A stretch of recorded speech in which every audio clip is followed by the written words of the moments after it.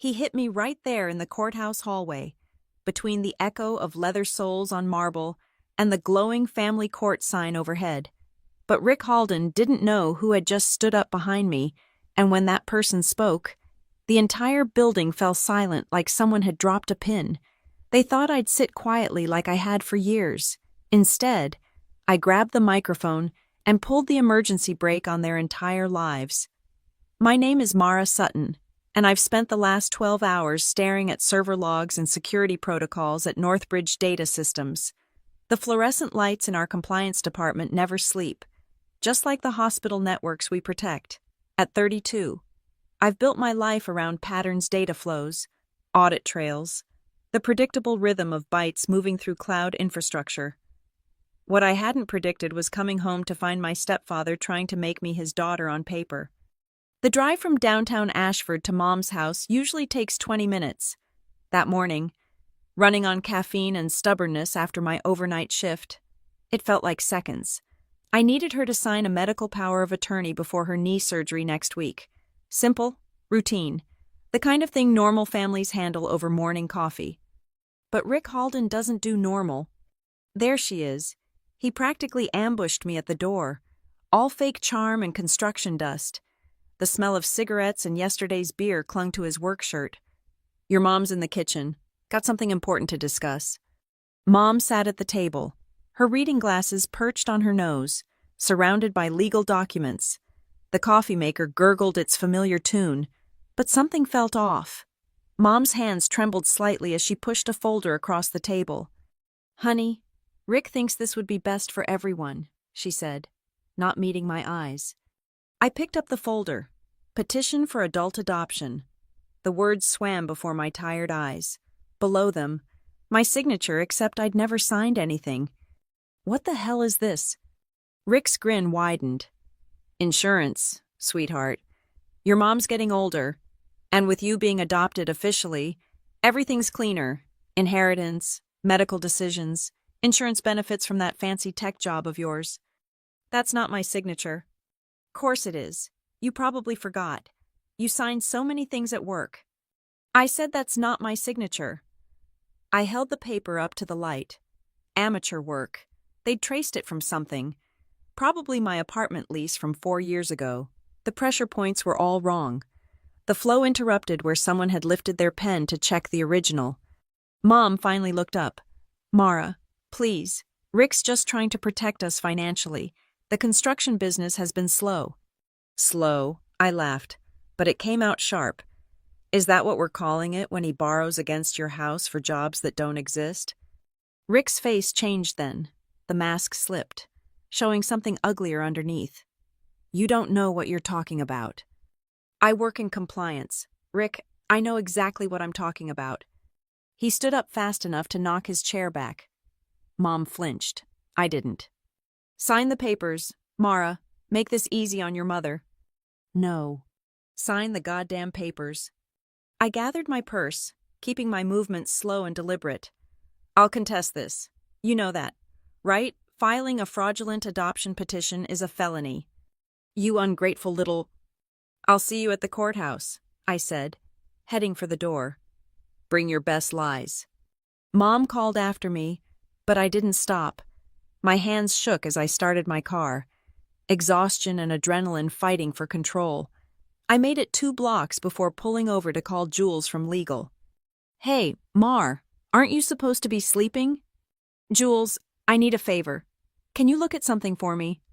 It's personal." 20 minutes later, I was in Jules's home office, watching their expression darken as they examined the documents. "This is traced from your old lease agreement," they confirmed. "See how the S in Sutton has that little hook you stopped doing that years ago? Can you prove it?" "In court, absolutely. But Mara, there's something else. This adoption petition, if it went through, it would give him access to your employee benefits, including life insurance." The room tilted slightly. I gripped the edge of the desk. "He's not just trying to steal from my mom anymore," I whispered. "No," Jules said quietly.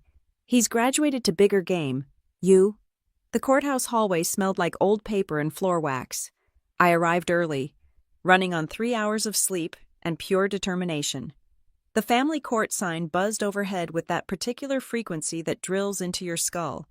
I'd prepared everything Jules's analysis, copies of my real signatures, a timeline showing when I was actually at work during the supposed signing. I didn't expect Rick to be waiting for me. Changed your mind yet? He leaned against the wall near the courtroom door, trying to look casual. The construction boots and dirty jeans were gone, replaced by an ill-fitting suit that screamed rental. No. Your mom's inside, crying. You proud of that? I walked past him toward the door. That's when he grabbed my shoulder, spun me around, and drove his fist into my stomach. The papers scattered across the marble floor as I doubled over, gasping. You're going to walk in there and tell them you made a mistake, he hissed, his face inches from mine. You're going to... Is there a problem here? The voice cut through the hallway like a blade.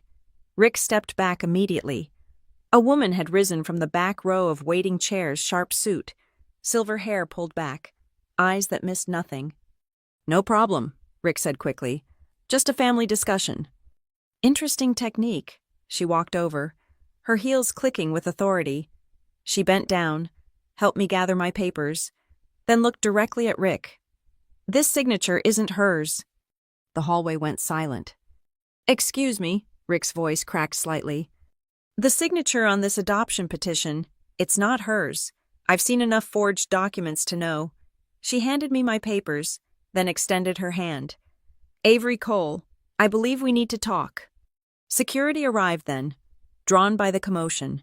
I gave my statement, showed them the developing bruise. Rick tried to play it off as an accident, but there were cameras. There are always cameras. An hour later, I sat across from Avery in a quiet corner of the courthouse cafe. I've been watching your stepfather for 2 years, she said, sliding her business card across the table. Civic North Foundation Financial Abuse Prevention Division. Different county, different woman, same pattern. That case got buried in mediation, but I never forgot his face. Why help me? Because guys like Rick don't stop. They escalate. She pulled out a tablet, showing me document after document. Fake invoices, phantom construction projects, loans against loans. Your mother isn't his first mark, but she's in the deepest. My phone buzzed. Jules? Mar, you need to see this. Just pulled public records on Rick's business. He's been using your mom as a co-signer on everything. There's over $200,000 in construction loans. The coffee cup shook in my hand. She doesn't have that kind of money. No, Avery said quietly, but her house is worth $300,000. And if you were legally his daughter, your income would make him look stable enough to borrow more. He's going to destroy her. Not if we destroy him first. Avery pulled out her phone. Devin Pike, private investigator, former IRS. He owes me a favor.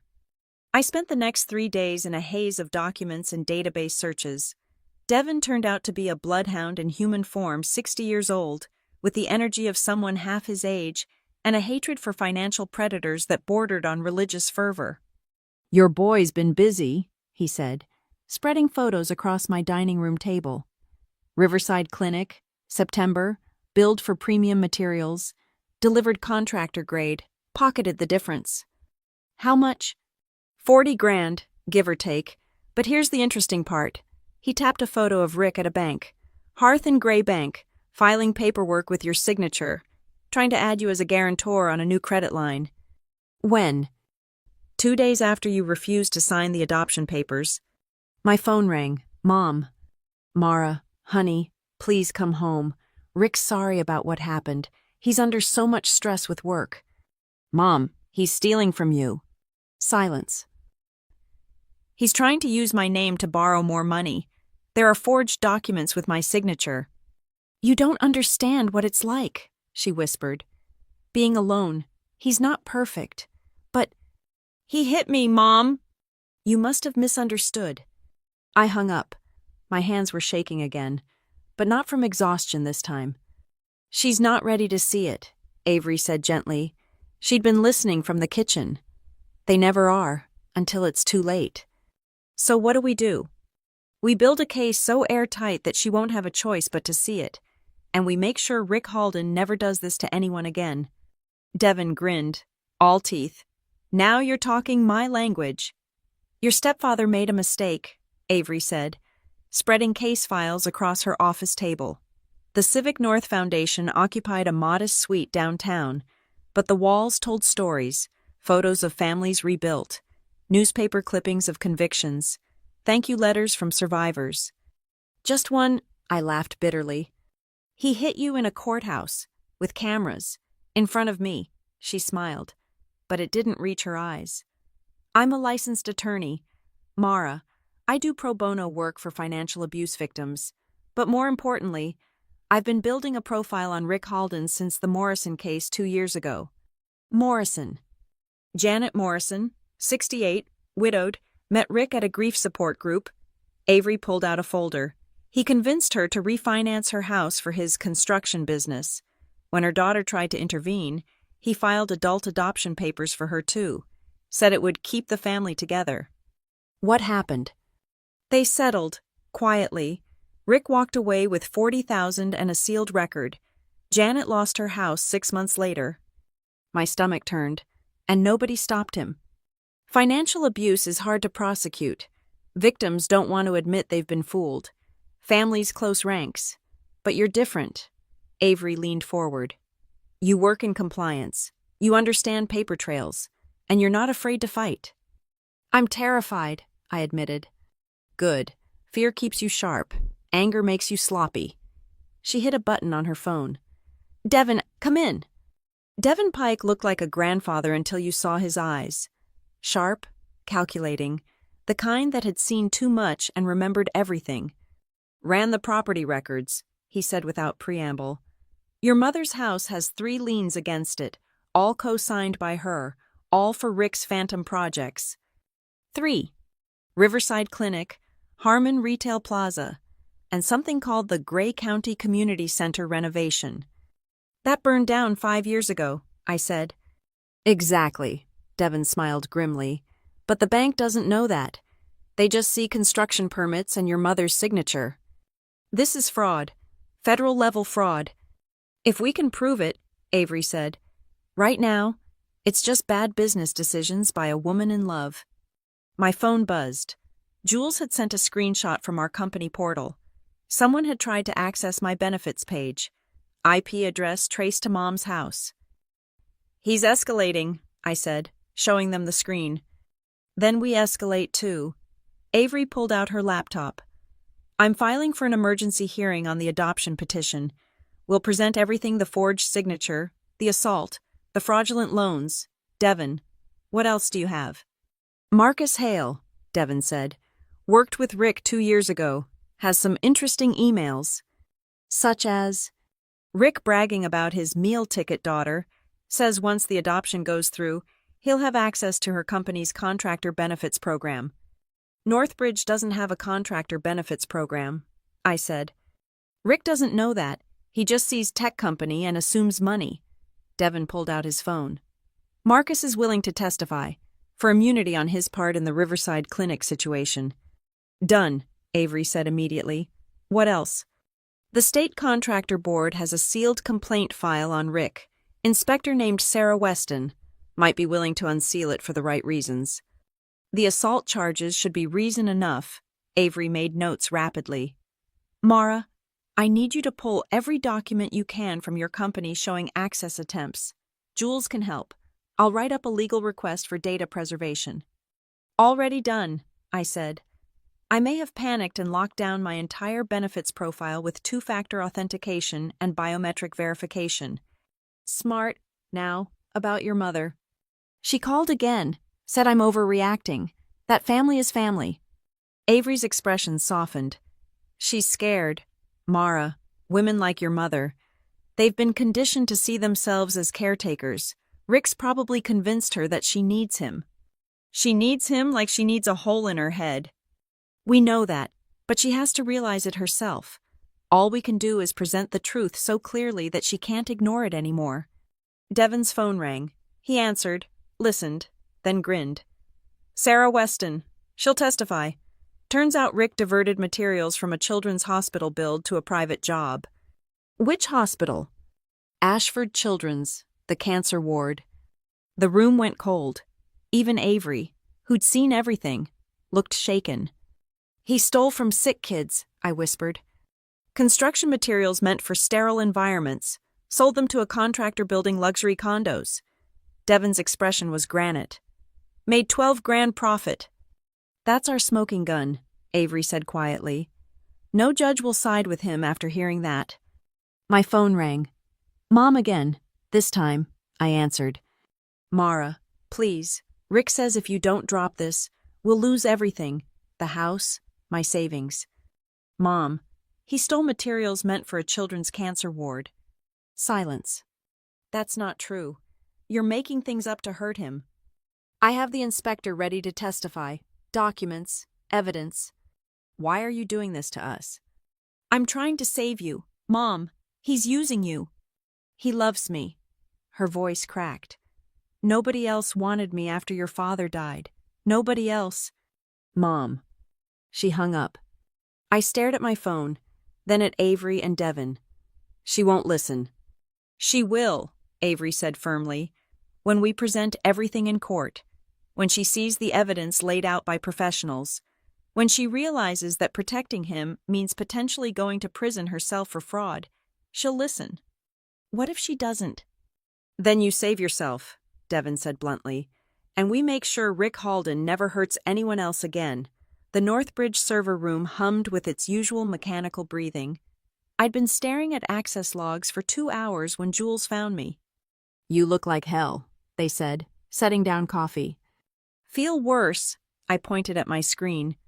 7 attempts to access my benefits portal in the last 3 days, all from the same IP range. Your mom's house. Adjacent. He's probably using a neighbor's Wi-Fi to cover his tracks. I pulled up another window. But here's the stupid part, he tried to reset my password using security questions. Let me guess. He got them wrong. My first pet's name, he put Fluffy. It was actually Mr. Whiskers. My first car, he put Honda. It was a piece of shit Ford that died every winter. Jules leaned over my shoulder.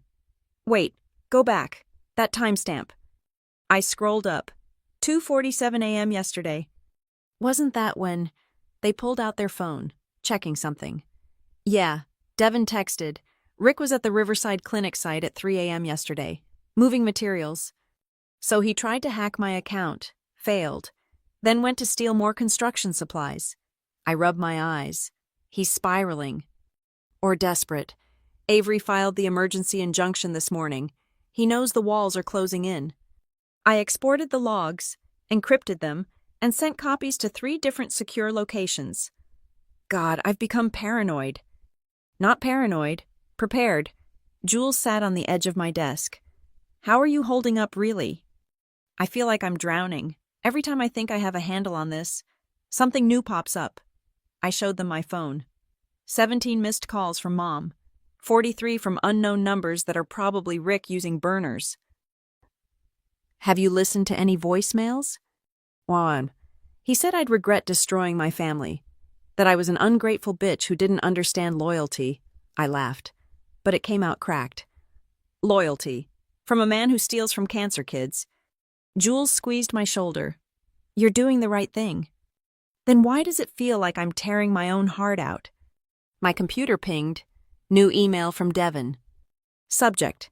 You need to see this. Marcus cracked. Forwarded entire email chain. Rick's been planning this for months. Mentioned you by name to potential investors.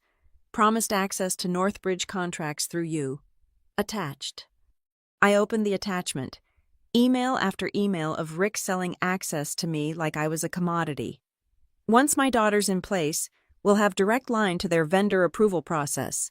Tech companies always need construction for data centers. My girl's high enough up to push things through. Jesus, Jules whispered. He was going to use me to defraud my own company. My hands shook as I forwarded everything to legal. How long before Northbridge fires me for being a security risk? They won't. You're the victim here, and you reported it immediately. Jules pulled up our corporate policy. If anything, they'll be grateful you caught it before he succeeded. My desk phone rang. Internal number. Sutton. Mara, it's Director Hansen. Can you come to my office? Bring all documentation related to the security breach attempts. My stomach dropped. Yes, sir. On my way. The walk to the executive floor felt like a death march. Hansen's assistant waved me straight in. I expected disappointment, maybe anger. Instead, I found Hansen talking to someone on speakerphone. Understand completely, yes. Will cooperate fully. Thank you. Ms. Cole. Avery's voice came through clearly. Thank you. Director Hansen. Mara should be proud she's handled this professionally despite personal cost. Hansen ended the call and gestured for me to sit. Ms. Cole brought me up to speed. I'm sorry you're dealing with this. Sir, You've been with us 5 years. Spotless record. Caught 17 attempted breaches last quarter alone. He leaned back. You think we'd abandon you because some criminal targeted you? I'm a liability. You're an asset, and one who needs our support. He pushed a folder across the desk. Effective immediately.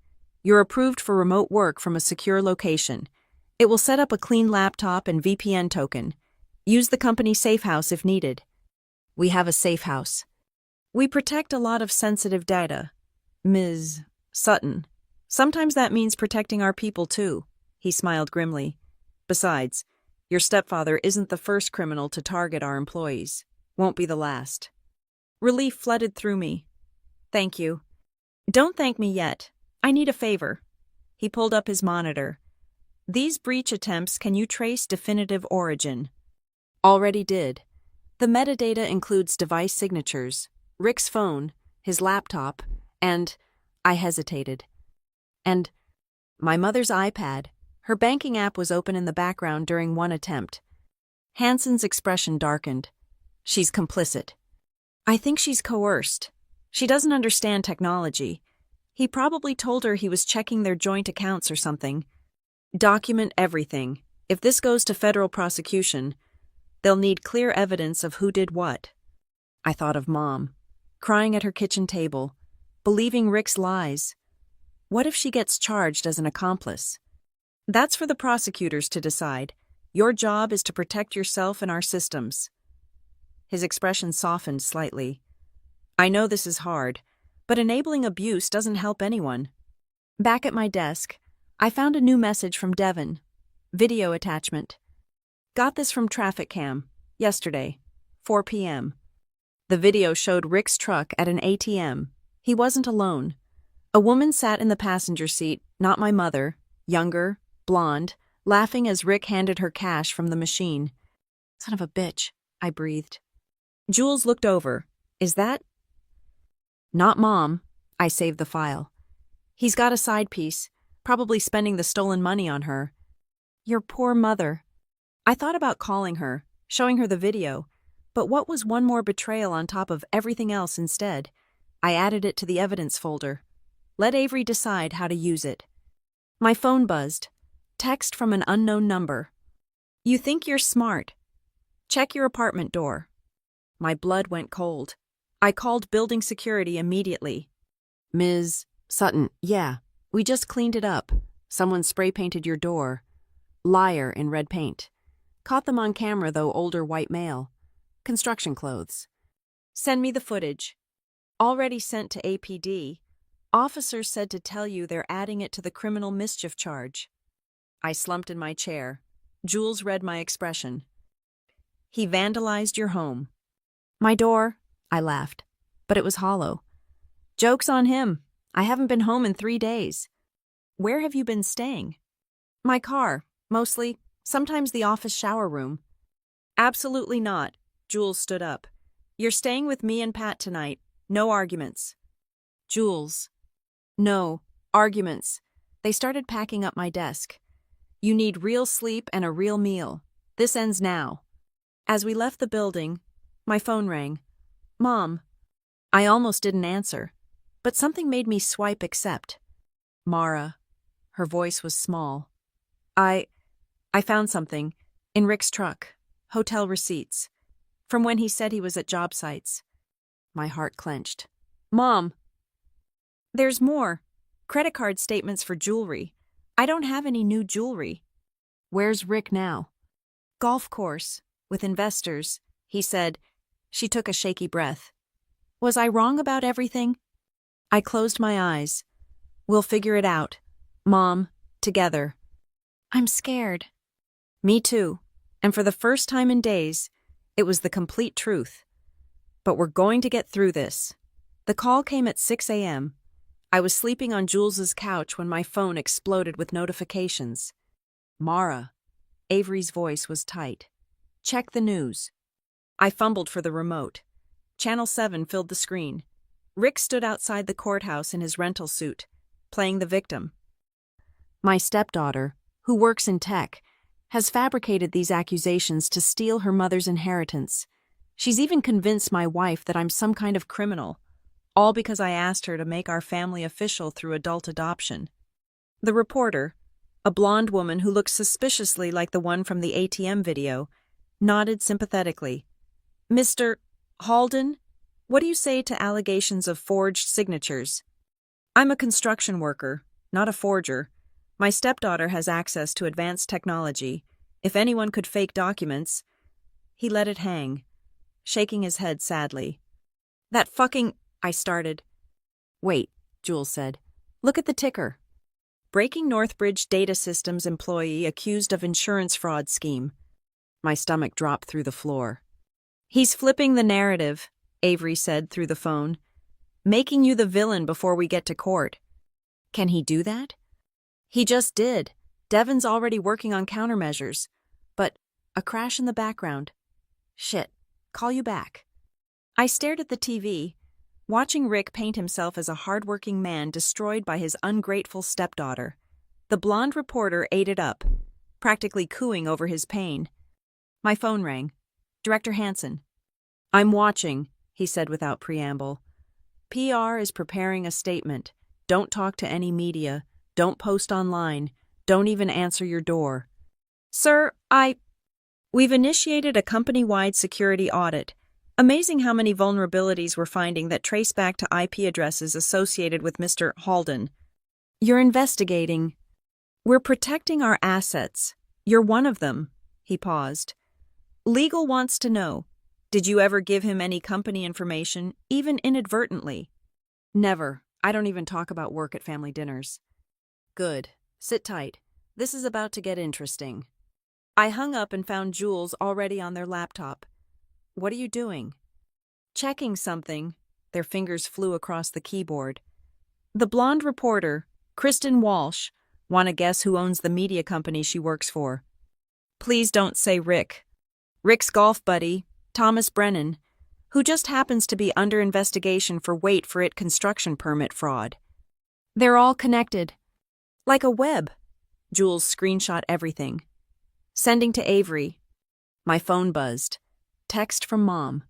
Come home, now, please. Jules saw my expression. It's a trap. It's my mother. Who's been enabling Rick this entire time? But something in Mom's text felt different. Desperate. I made a decision I'd probably regret. I'm going, but not alone, I called Devon. Can you meet me at my mother's house? Already on my way, he said. Got a call from a neighbor. Says there's shouting. We reached Mom's house 20 minutes later. Rick's truck was in the driveway, but so were 3 other vehicles I didn't recognize. Devon pulled up behind me. Construction vans, he said quietly. Stay behind me. The front door was open. We could hear voices inside Rick's loudest of all. Told you this would happen. Now she's got the company involved. You know what that means? They'll take everything. I didn't know. Mom's voice, crying. Didn't know you signed the papers. You said they were for insurance. Devon and I exchanged looks. He hit record on his phone. Insurance, I said they were for our future. Now your bitch daughter. I stepped inside. Hi, Rick. The living room was full of men in construction gear. Rick stood in the center. Mom cowering on the couch. The coffee table was covered in documents. Perfect timing, Rick snarled. Tell them you're dropping all this bullshit. Why would I do that? Because if you don't, your mother loses everything: the house, her savings, her reputation. He gestured to the men. These are my associates. They're here to collect what's owed. From Phantom Construction Projects. One of the men, older with scarred hands, stepped forward. Lady, I don't know what your family drama is, but Halden owes us 60 grand for materials. Says the money's tied up in permits. There are no permits, I said clearly. He's been forging documents and using my mother as collateral. The room went very still. That true? Rick's scarred hands asked quietly. She's lying. She works in tech. She can fake anything. I pulled out my phone, showing the emails Devin had sent. Email chains discussing the fraud, inspection reports showing stolen materials, bank records of loans against my mother's house for projects that don't exist. You little... Rick lunged at me.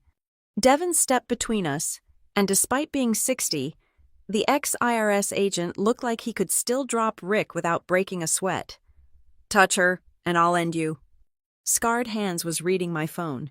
His expression darkened with each swipe. Boys, I think we've been played. This is bullshit. Rick backed toward the door. You're all crazy. I'm getting my lawyer. The one Thomas Brennan recommended, I asked. The one under federal investigation. Rick went pale. Oh, didn't you know? Your golf buddy flipped yesterday. Full cooperation with the feds in exchange for immunity. I was bluffing. Avery had mentioned the possibility. Not confirmed it. But Rick didn't know that. You're lying. Check your phone. I bet Thomas hasn't returned your calls today. Rick fumbled for his phone, and I saw the exact moment he realized the truth. 17 missed calls to Thomas, all unanswered.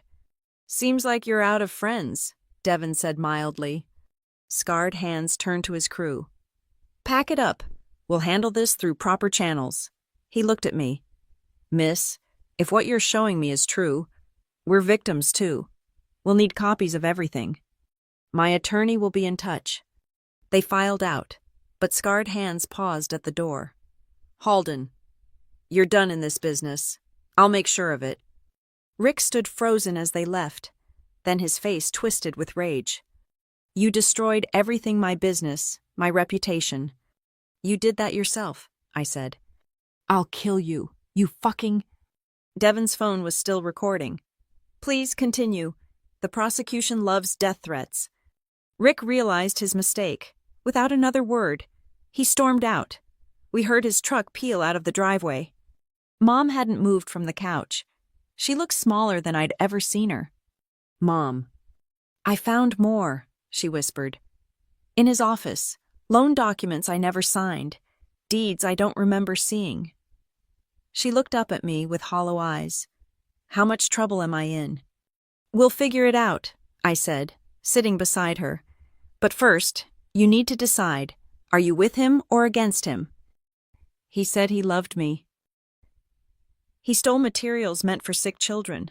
Mom, he tried to destroy my career. He's been cheating on you with a reporter. She flinched at the last part. I know, I saw the receipts. So, she was quiet for a long moment. Then, I want him gone. I want my life back. Then we fight, Devin said. All of us, together. Mom nodded slowly. What do I do? First, we secure this house, change the locks, alarm codes, everything. Then we get you your own lawyer, not one of Rick's connections. After that, I squeezed her hand. We bury him in court. He'll come back, she said. He always does. Says the right things, makes the right promises. Not this time. I showed her my phone. I've got 17 recordings of threats, 60 witnesses to fraud, federal investigators circling. Rick Halden is done. Mom started crying, then not the desperate tears from before, but something cleaner, relief, maybe, or just exhaustion. I'm sorry, she whispered. I'm so sorry, Mara. I know, Mom. We'll get through this. My phone buzzed. Avery. Judge granted emergency restraining order. Rick can't come within 500 feet of you, your mother, or your workplace. Hearing tomorrow at 9 a.m. Be ready. Tomorrow. Everything would come to a head tomorrow. "Devin," I said, "can you stay with Mom tonight? I have a feeling Rick might try something stupid." Already planning on it, he patted the holster barely visible under his jacket. Legally licensed, and hoping I don't need it. As I left Mom's house, my phone rang. "Jules, you alive?" "Barely. Rick's crew turned on him. Mom's on our side. Court tomorrow." "Good, because Northbridge just did something interesting. Check your email." I opened it. Official memo from Legal Department. Re-attempted security breaches by R. Halden. Full prosecution support authorized. Company resources available for civil suit. Employee protection protocols activated. "They're going after him," I breathed. "With everything they've got, turns out Rick targeted 3 other employees before you. They just didn't have your proof." I sat in my car, staring at the email. David versus Goliath. Except David had backup now. Corporate lawyers, federal investigators, angry construction workers, and a very pissed-off ex-IRS agent. Rick Halden had no idea what was coming. Courtroom 4 smelled like wood polish and fear. I arrived early, arranging my evidence binders on the plaintiff's table like armor. Avery moved with practiced efficiency, her presence commanding even in the empty room. "Remember," she said, adjusting her papers, "this isn't just about the adoption anymore. We're presenting a pattern of fraud, assault, and criminal conspiracy." I know. My hands were steady, but my stomach churned. "Where's Mom?" "Devin's bringing her. She wanted to drive separately in case she chickened out." "In case she needed space," Avery corrected gently. The doors opened. Rick entered with his lawyer, not the high-powered attorney he'd bragged about, but a harried-looking public defender. His rental suit was gone, replaced by County Jail Orange. He'd been arrested last night after violating the restraining order, caught on camera trying to break into Mom's house. He saw me and his face contorted with rage. His lawyer grabbed his arm, whispering urgently. People filed in. Jules took a seat behind me, offering a subtle thumbs up. Director Hansen appeared, accompanied by Northbridge's lead counsel. Even scarred hands, whose real name turned out to be Miguel Torres, sat in the gallery, arms crossed. Mom entered with Devin, looking fragile but determined. She wouldn't meet Rick's eyes. All rise, the Honorable Judge Patricia Chen presiding. Judge Chen was small but radiated authority. She reviewed the case file, eyebrows rising with each page. "This started as an adult adoption petition," she said. "It appears to have become something else entirely. Ms. Cole." Avery stood. "Your Honor, we request dismissal of the adoption petition based on fraudulent documentation. But more importantly, we're presenting evidence of systematic financial fraud, assault, and attempted corporate espionage." "Objection," Rick's lawyer said weakly. "This is an adoption hearing, not a criminal trial." "Sustained, but I'll allow evidence relevant to the fitness of the adoptive parent." Judge Chen looked at Avery. "Proceed carefully." Avery nodded and called her first witness. "Jules Mercer." Jules took the stand, explaining the signature analysis in technical terms that left no room for doubt. They projected the documents on a screen, my real signature versus the forgery. The pressure points highlighted, the telltale hesitation marks where Rick had lifted his pen. "Could this be an innocent mistake?" Avery asked. "No. This is deliberate forgery. Someone traced this signature from a document dated 4 years ago." Rick's lawyer tried to cross-examine but quickly gave up. "You can't argue with science." Next came Devin, presenting the financial web with the precision of someone who'd spent decades following money. The phantom projects appeared on screen. Ghost invoices, bank statements showing mysterious deposits and immediate cash withdrawals. "In my professional opinion," Devin said, "this represents a coordinated scheme to defraud multiple parties using Mrs. Sutton as an unwitting accomplice." "Objection speculation." "Sustained," Judge Chen looked at Devin. "Stick to facts, not opinions." "Facts, then." Devin clicked to a new slide. "Riverside Clinic materials purchase order $47,000. Materials delivered to site $23,000. Difference deposited to account ending in 4891, registered to Rick Halden. 3 days later, identical amount withdrawn in cash. The room murmured.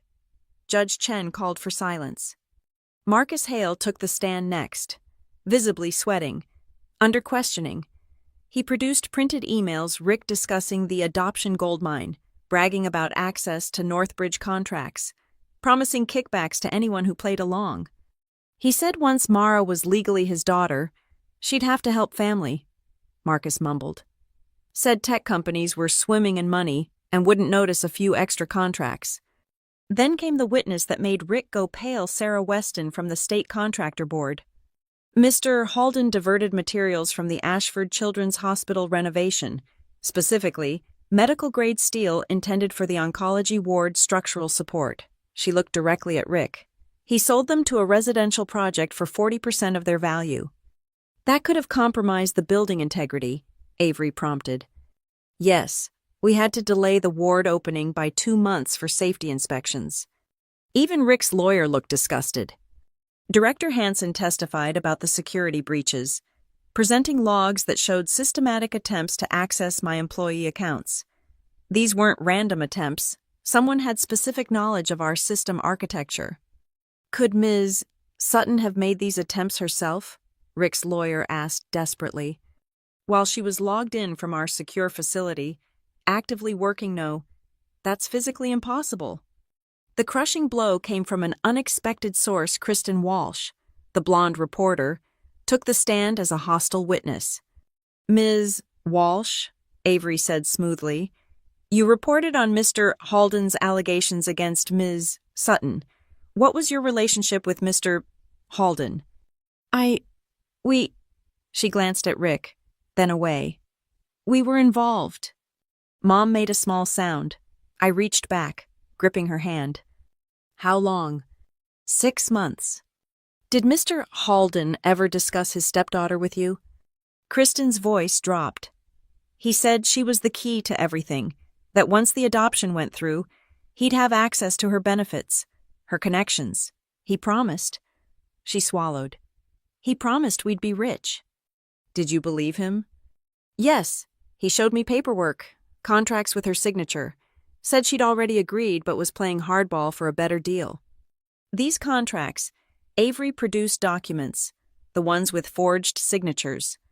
Kristen went white. I didn't know they were forged. Rick shot to his feet. You lying? Mr. Halden. Judge Chen's voice cracked like a whip. One more outburst and you'll be held in contempt. Finally, Avery called me to the stand. I told my story, simply the exhaustion after my night shift, the ambush with paperwork, the assault in the courthouse hallway.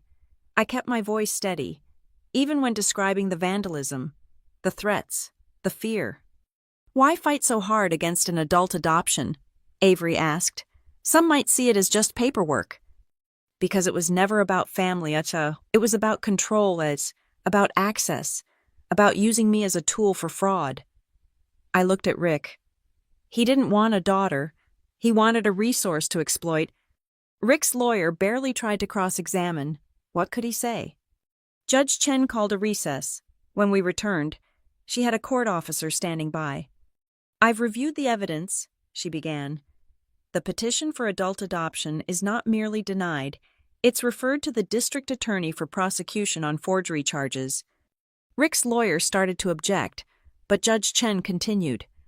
Furthermore, based on testimony regarding assault, fraud, and theft of materials designated for a children's hospital, I'm recommending immediate criminal investigation. She looked at the court officer, and that's when I realized this was planned. The officer stepped forward. But before he could move, the back door of the courtroom opened. A man in a federal badge walked in. Richard Halden, Agent Cooper, FBI. We have a warrant for your arrest on charges of wire fraud, conspiracy, and RICO violations. The room exploded. Rick lunged toward me, screaming obscenities. The court officer and Agent Cooper wrestled him down as he spat threats about killing me, burning down Northbridge, destroying everyone who'd betrayed him. Judge Chen watched impassively. Let the record show Mr. Halden has threatened violence against multiple parties. Bail is revoked. As they dragged Rick away, still screaming, Mom finally looked at him, really looked at him. What she saw made her straighten in her seat. Your Honor. Her voice was small but clear. I want to cooperate fully with all investigations, whatever they need. Judge Chen's expression softened slightly. Noted. Mrs. Sutton, I suggest you retain separate counsel immediately. The gavel came down. Adult adoption petition denied. Criminal referrals approved. Court is adjourned. As people filed out, Avery turned to me with a small smile. There's one more thing. She handed me an envelope. Inside was a letter from Civic North Foundation. We're establishing the Sutton Cole Foundation with the civil damages from Rick's assets. It'll provide legal support for victims of financial abuse. I stared at the letter. You want to name it after me? You stood up. You fought back. You gave others the courage to do the same. She nodded toward the gallery, where 3 women I didn't recognize sat together. Rick's other victims. They came forward after seeing the news coverage. The real news coverage, Jules added, not Rick's propaganda piece. As we left the courthouse, Agent Cooper approached. Ms. Sutton, we'll need your full cooperation for the federal case. You'll have it. Good. Between you and Ms. Walsh, who's agreed to testify in exchange for immunity, we should have enough to put Mr. Halden away for 15 to 20 years. Mom stood beside me, looking lost, but finally free. What happens now? I looked at the courthouse behind us, then at the small army of support around us, Avery, Jules, Devon, even Miguel Torres, who'd switched from enemy to ally. Now we rebuild, without him. The house. We'll figure it out. Avery knows bankruptcy lawyers who can help separate your assets from his crimes. Mom nodded slowly. I'm sorry, Mara, for everything. I know, Mom. As we walked toward our cars, my phone buzzed. Director Hansen. Saw the news? Well done. Take the week off. With pay. And Sutton, we're promoting you. Senior Compliance Director. You've proved you can handle anything. I hung up, feeling something I hadn't experienced in weeks, Hope. Behind us, through the courthouse windows, I could see Rick being processed. Orange jumpsuit, handcuffs. The reality of consequences finally sinking in. He'd wanted to make me his daughter for all the wrong reasons. Instead, I'd become something else entirely his downfall. The federal courthouse was a different beast entirely. 3 weeks after the family court drama, I sat in a witness prep room while Agent Cooper walked me through what would happen next. Halden's lawyer is pushing for a plea deal, he said, but the U.S. attorney isn't interested. Too many victims, too much money. How much? Between the construction fraud, the bank loans, and the attempted corporate espionage north of $2 million. I nearly choked on my coffee. $2 million. That we know of. Your testimony links it all together, shows pattern and intent. He slid a document across the table. But there's something else. Someone wants to talk to you. The door opened. A man in an expensive suit entered, followed by 2 assistants. I recognized him from newspaper photos. James Morrison, State Inspector General. Ms. Sutton, he sat across from me. Your case has exposed something bigger. Rick Halden wasn't working alone. My blood chilled. Thomas Brennan. Among others, we've uncovered a network of contractors, bankers, and municipal officials. They've been running this scheme across 3 states. He opened a folder. Halden was middle management, sloppy middle management. That's why he came after me. He was desperate. Exactly. His handlers were pressuring him for results. Your mother's house wasn't enough anymore. Morrison leaned forward. We need your help to take down the entire network. I've already given everything. Not testimony, access. He glanced at Cooper. We want to use Northbridge's security infrastructure to trace digital footprints. With your expertise and your company's resources. You want me to help investigate? Consultant basis, Full immunity for anything discovered. Your mother, too. I thought about Mom, slowly rebuilding her life, about the other victims Avery had found, about everyone else this network might target. I'll need to clear it with Northbridge. Already done, Morrison smiled thinly. Director Hansen is very interested in protecting his industry from infiltration. 2 hours later, I was back at Northbridge, but everything had changed. A secure conference room had been converted to a war room. Federal agents, company lawyers, and cybersecurity experts filled the space. Here's what we know, Cooper said, projecting a network diagram. Halden connected to Brennan, Brennan to City Councilman Torres, Torres to banking executive Whitman. Each link represents shared fraud proceeds. Jules whistled low beside me. This is huge. It gets better, I said, pulling up my analysis. Remember those IP addresses that hit my account? They weren't random. Look at the pattern. The room went silent as I mapped the digital trail. Each attempted breach corresponded to a meeting between network members. They'd been testing our defenses, looking for weak points. They weren't just after my benefits, I realized. They wanted our client list, hospital systems, government contractors. A backdoor into critical infrastructure, Hansen said grimly, through a forged adoption. My phone buzzed. Avery. Mara. We have a problem. Your mother's at the courthouse. Rick's lawyer called her for a meeting. What she can't. She's already there, with his new lawyer, someone named Victoria Ash. Morrison's face went dark. Ash is Thomas Brennan's attorney. This is a setup. We raced to the courthouse. I called Mom repeatedly, no answer. Devin met us at the entrance. She's in conference room C, he said. Went in 20 minutes ago. Alone. Insisted. Said she needed closure. Cooper was already on his radio. We need surveillance on room C, now. But I was already moving. Mom might have made mistakes, but she was still my mother, and these people had manipulated her enough. I burst into the conference room to find Mom sitting across from a shark in designer clothes, Victoria Ash, all predatory smile and calculating eyes. Rick was on video conference from jail, orange jumpsuit stark against institutional beige. Mara. Mom looked relieved. They said if I signed these papers, all the debt would go away.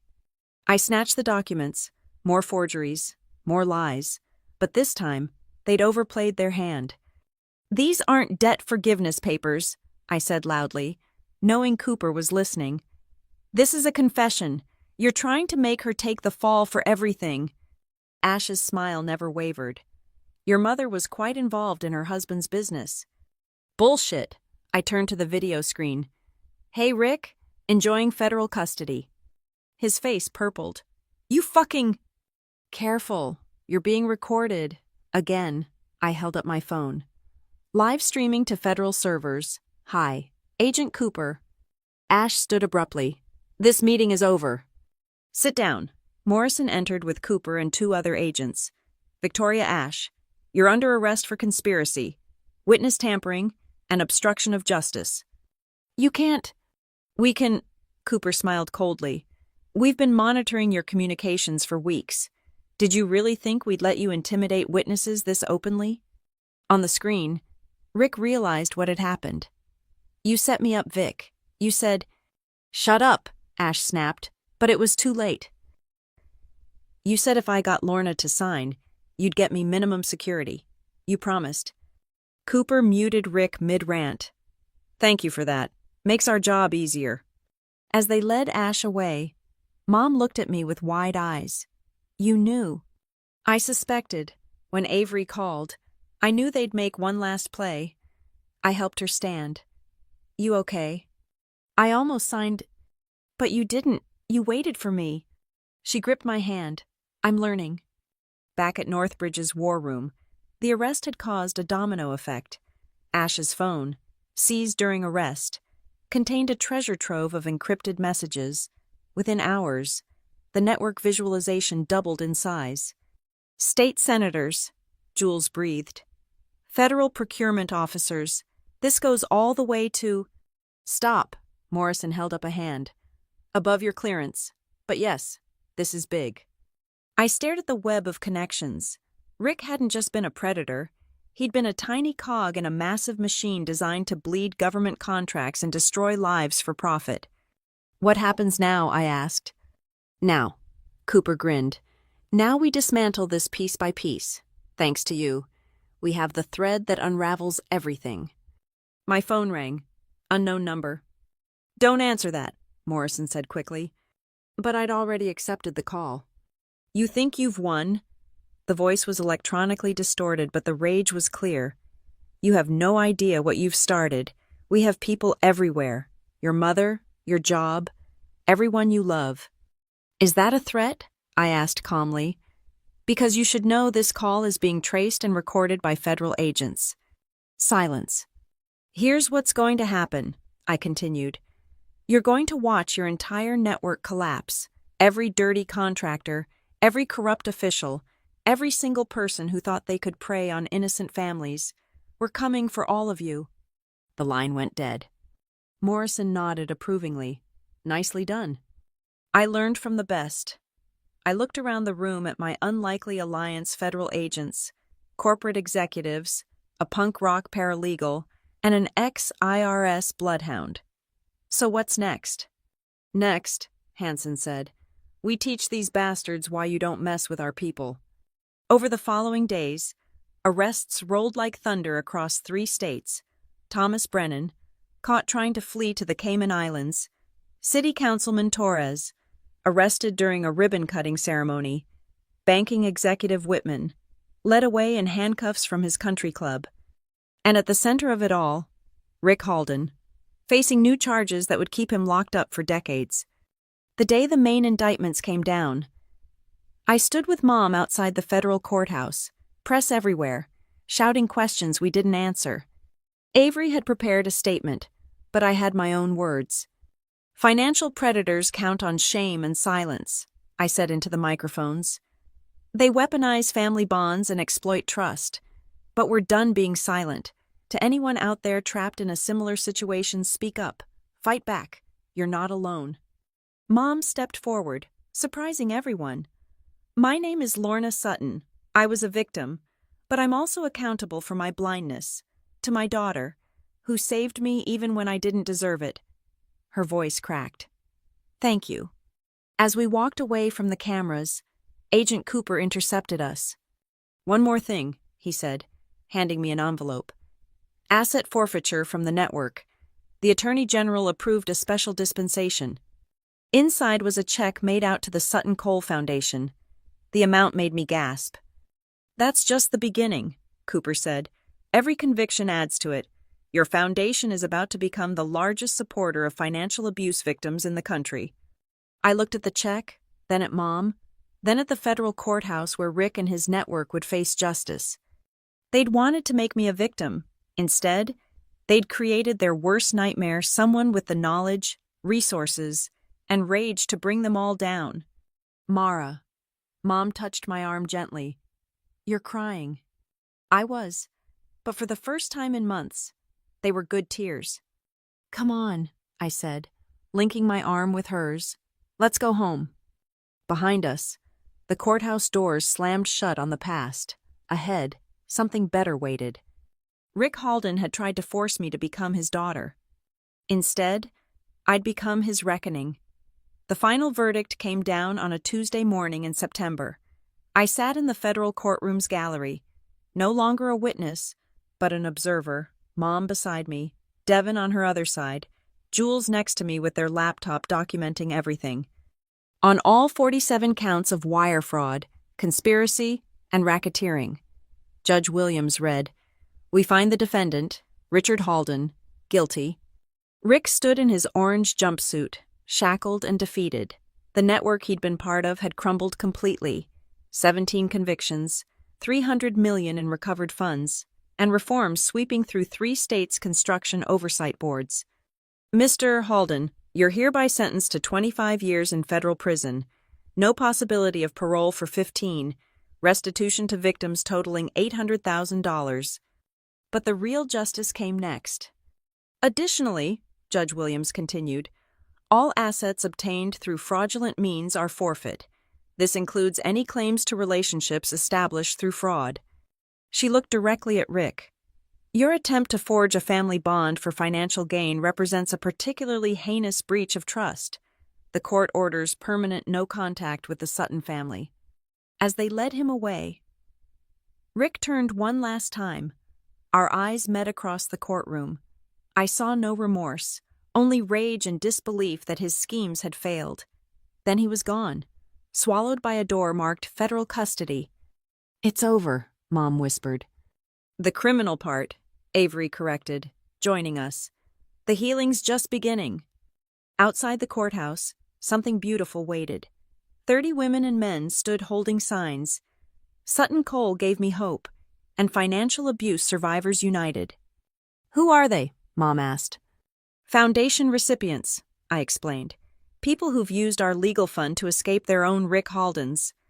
A woman approached mid-40s, professional, confident.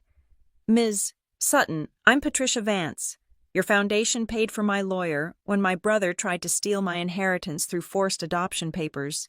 Because of you, I kept my parents home." Another stepped forward. "James Chen, my stepson tried the same scheme. Your case gave me the courage to fight back." One by one, they shared their stories.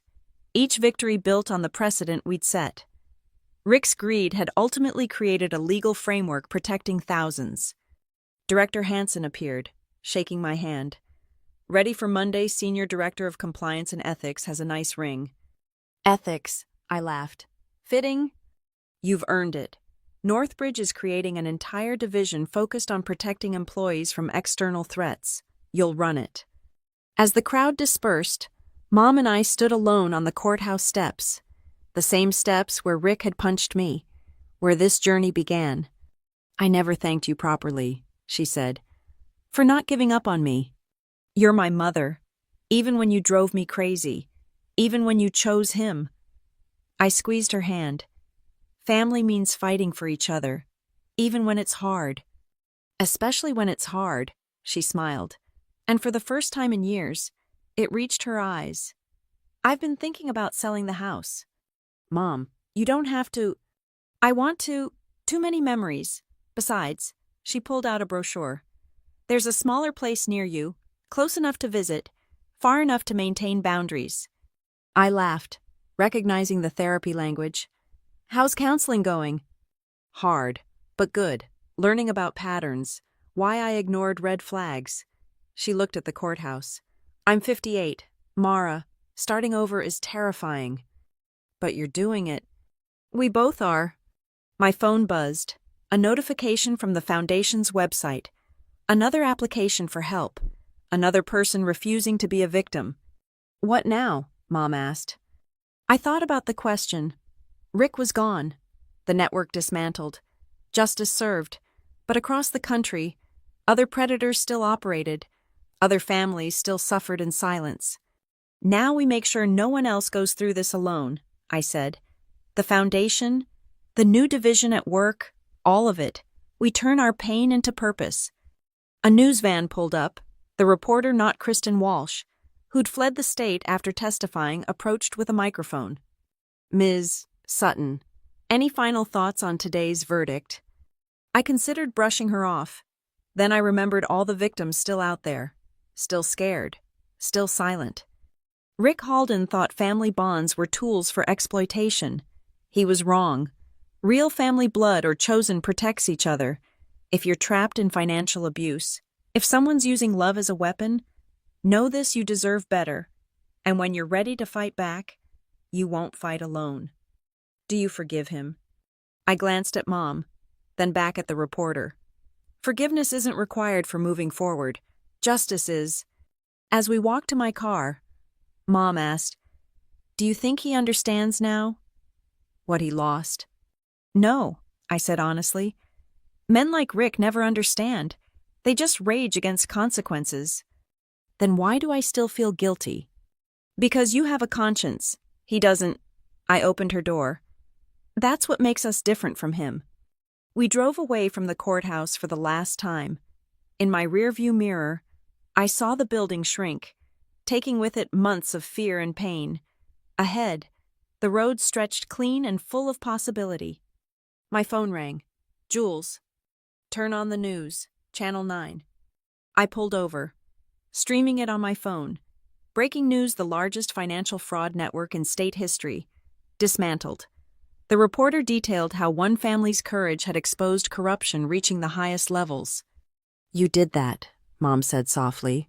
"My daughter did that. We did that, all of us." The sunset painted the sky in shades of gold and pink, somewhere in a federal prison. Rick Halden was learning that orange would be his only color for decades. His network was shattered, his schemes exposed, his victims empowered. He'd wanted to make me his daughter through lies and force. Instead, I'd become something more powerful, the truth that destroyed him. As we headed home to our separate homes, our separate lives, but bound by something stronger than any forged document, I thought about transformation. How the worst betrayals could forge the strongest people. How corruption could give birth to justice. Rick Halden had given me one gift without meaning to. He'd shown me exactly who I was when tested. I was Mara Sutton, compliance director, survivor, fighter, and I was nobody's victim anymore. The dashboard clock read 6:47 p.m. Somewhere, another person was probably sitting at a kitchen table, staring at forged documents, feeling trapped. But tomorrow, they might see our story. They might visit the foundation website. They might find the courage to say no. That was Rick's true legacy. Not the money he'd stolen or the lives he'd damaged, but the army of survivors he'd inadvertently created. We were connected now, bonded by shared experience and mutual support. He'd wanted to steal my identity. Instead, he'd helped me find it. Thank you for listening to my story. I'd love to know where in the world you're hearing this. Please comment below and share your thoughts. If this story resonated with you, please subscribe to the channel and like this video. And if you want more people to hear stories like this one, hit that hype button to help spread the message. Remember, you're never alone in your fight.